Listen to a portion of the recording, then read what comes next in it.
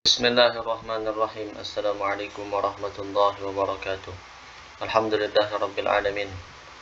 Allahumma salli ala sayyidina Muhammad. Allahumma asli ummata Muhammadin sallallahu alaihi wasallam wa farij an ummati Muhammadin sallallahu alaihi wasallam.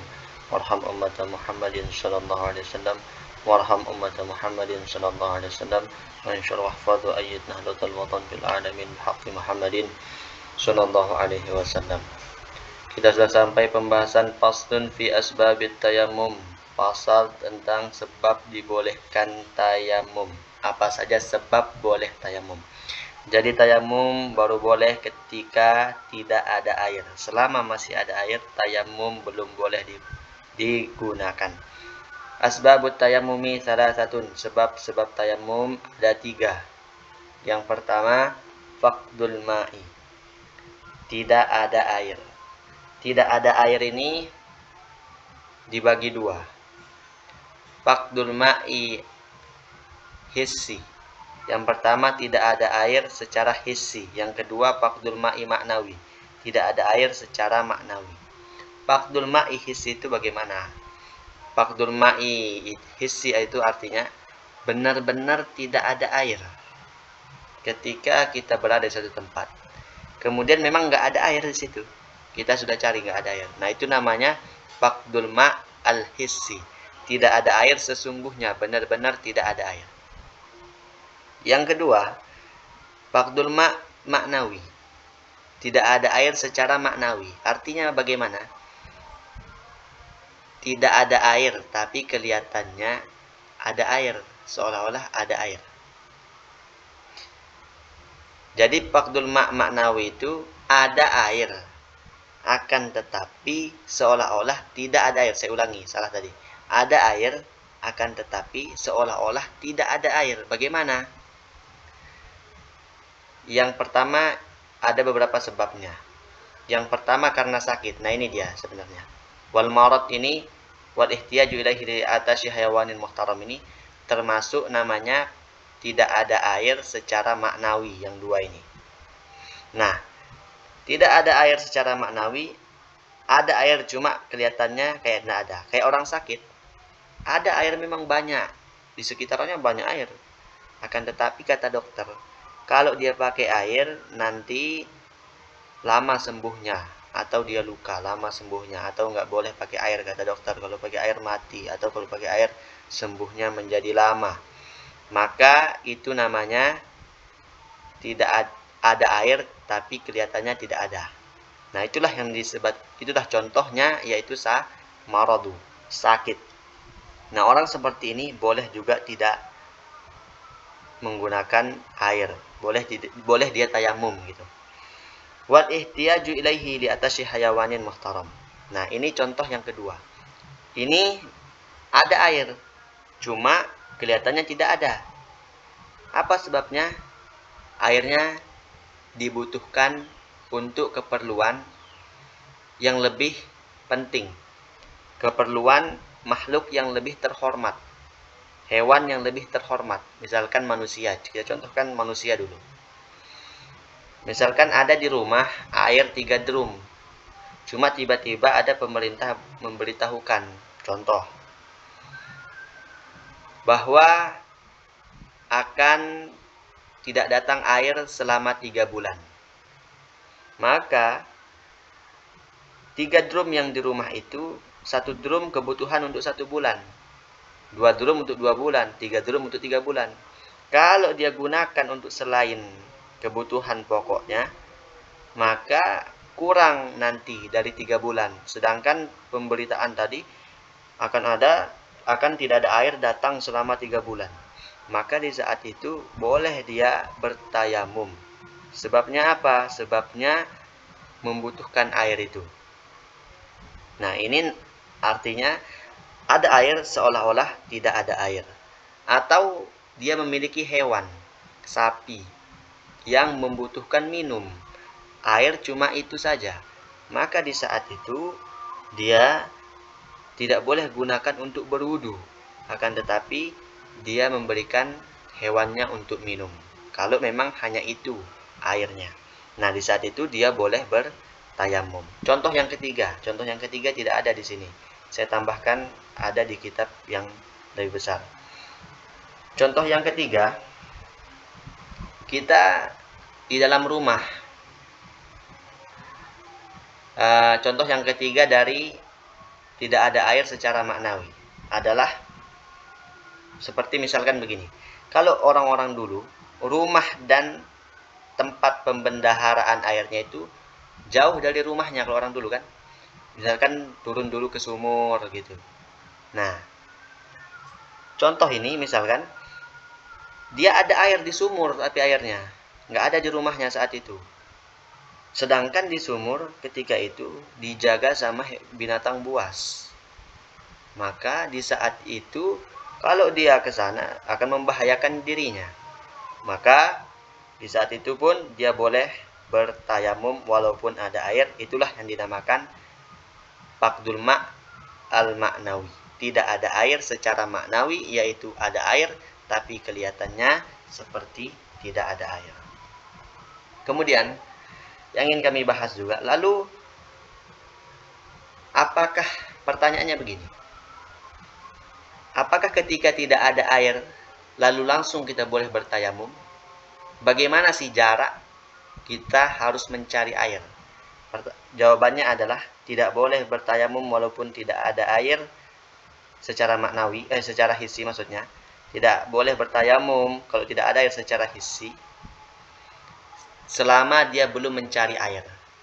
Dia harus mencari air dulu, wajib dia harus cari air di sekitarnya. Lalu pertanyaannya, bagaimanakah jarak batas kita mencari air itu? Nah, ini dibagi 3 jarak. Yang pertama ada namanya haddul gaus. Nah, haddul gaus itu artinya minta tolong. Artinya ketika misalkan kita menyuruh orang mencari air, kemudian dia di sana diganggu oleh binatang buas atau apapun, kita masih bisa mendengar jarak minta tolongnya dia. Maka ini namanya haddul gaus, batasan minta tolong.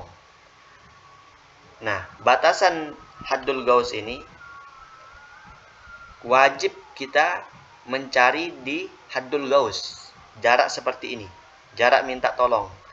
Kalau dihitung secara meteran, itu kira-kira 300 meter. Kita harus mencari dulu air sejarak 300 meter, walaupun hanya kita menduga di sana ada air. Tidak yakin loh ya. Kita cuma duga, oh kayaknya ada air di jarak 300 meter. Maka di saat itu kita wajib mencarinya di jarak 300 meter. Nah, begitu yang jarak yang pertama. Lalu kemudian, ternyata tidak ada air di jarak 300 meter. Nah, jarak yang kedua adalah namanya haddul qurb. Haddul qurb itu jaraknya 3 kilo. Sebenarnya 1,5 mil. 1,5 mil itu kurang lebih 3 kilo. Sebab 1 mil itu kan 1,8 kilo. Begitu. Jadi kurang lebih lah 3 kilo. Nah, kapan kita harus mencari air di jarak 3 kilo? Ketika kita menduga kuat. Kalau tadi haddul gaus ketika kita hanya menduga. Yang penting kita menduga di sana ada air, maka wajib kita cari di jarak 300 meter. Akan tetapi jarak 3 kilo ini kita diharuskan mencarinya kalau kita menduga kuat di sana ada air, maka di saat itu kita wajib mencarinya ke jarak 3 kilo. Nah, ini namanya haddul qurb. Kemudian jarak yang ketiga namanya haddul bu'di. Haddul bu'di, bu'd. Haddul bu'di. Haddul bu'di ini setelah kita mencari di jarak 3 kilo. Loh, lalu di 3 kilo pun masih belum ada air. Apakah kita wajib mencari lebih jauh dari itu? Jawabannya sudah tidak wajib. Walaupun kita menduga kuat ada air. Sudah kita cari jarak sampai 3 kilo. Kemudian tidak ada air di 3 kilo. Ada pemberitahuan, oh ada air di sana, banjir, hujan di jarak 5 kilo. Maka sudah tidak wajib. Biarkan aja di sana ada air. Yang penting sudah kita memenuhi syarat 3 kilo, kita tidak ada air di situ, maka tidak wajib sudah mencari air di jarak lebih dari itu. Jadi kesimpulannya begini. Kalau di jarak 300 meter kita hanya menduga, di sini kuncinya. Hanya menduga ada air, wajib mencari di jarak 300 meter. Di jarak 3 kilo baru kita wajib mencari ke sana kalau menduga kuat di sana ada air. Dan jarak haddul bu'di, yaitu lebih dari 3 kilo tadi, sudah tidak wajib lagi mencari ke sana walaupun yakin di sana ada air. Nah, mungkin begitu penjelasannya.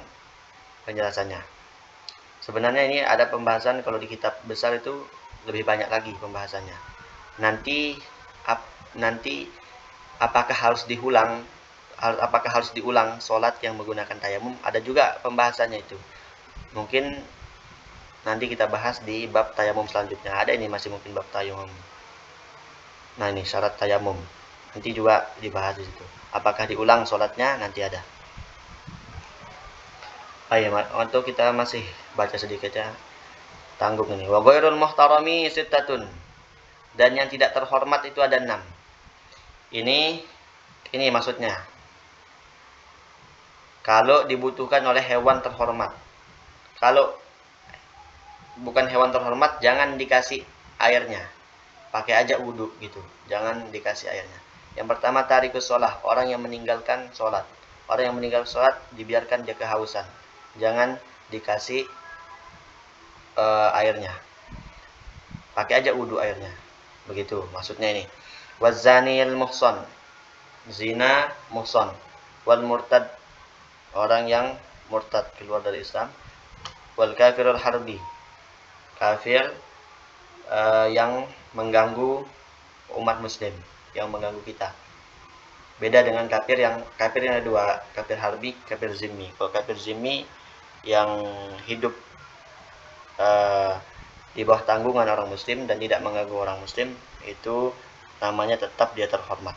Wal kalbul akur, anjing galak, anjing gila, anjing yang membahayakan. Ini juga bukan hewan terhormat. Dan wal khinzir, babi. Nah, jadi ini ya. Ini tidak perlu diberikan air ketika ada air untuk berwudu. Mungkin sampai sini. Nanti pembahasan selanjutnya ada mungkin harus diulang apa enggak sholatnya nanti. Itu ada syarat-syaratnya juga. Akhirul kalam, wallahul muwaffiq wal hadi ila sabil rasyad. Assalamualaikum warahmatullahi wabarakatuh.